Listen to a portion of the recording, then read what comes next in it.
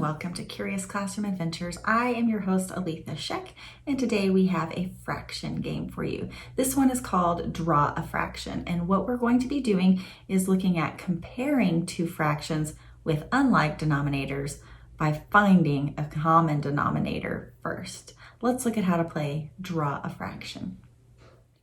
All right, to play this game, you're going to need a partner to play against, right? So player 1 and player 2, and you're going to need cards. And we've taken out all of the 10s, jacks, kings, and queens. So we just need through 9.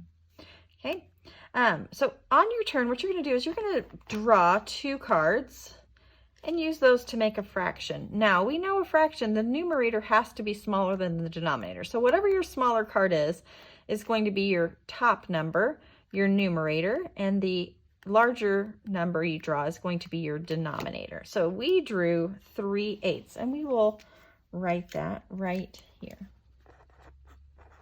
in our drawn fraction. Okay, our partner is going to do the same thing, and they drew 5/9. Okay, so they record that there.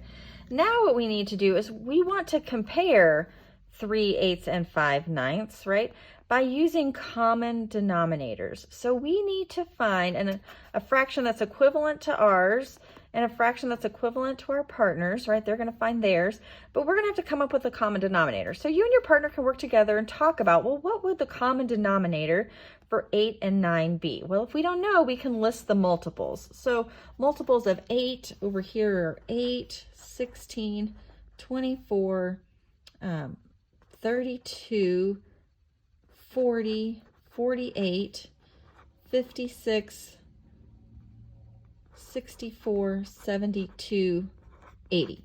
Okay, for my multiples of 9, let's write those over here. 9, 18, 27, 36, 45, 54, 63, 72, 81, 90. Okay, so what's a number that they have in common, right? 72 is what they have in common. So that's going to become our new denominator, right? So let's write 72 as our new denominator, right? And we're finding an equivalent fraction. So 3/8, if I'm going to convert that to a fraction that has a denominator of 72, I'm going to ask myself, well, 8 times what would give me 72? 8 times 9 gives me 72, right? And I'm going to write that right there. 8 times 9 gives me 72. So I need to do the same thing to the top. I need to do 3 times 9, because really I'm just multiplying by 1, 9/9, right? So 3 times 9 equals 27. Okay, over here, 9 times what would give me 72? Well, we're going to use times 8 over here, right? So 9 times 8 is 72, 5 times 8 is 40. So now we can compare 27 70-seconds or 40 70-seconds. Well, this is the larger one, right?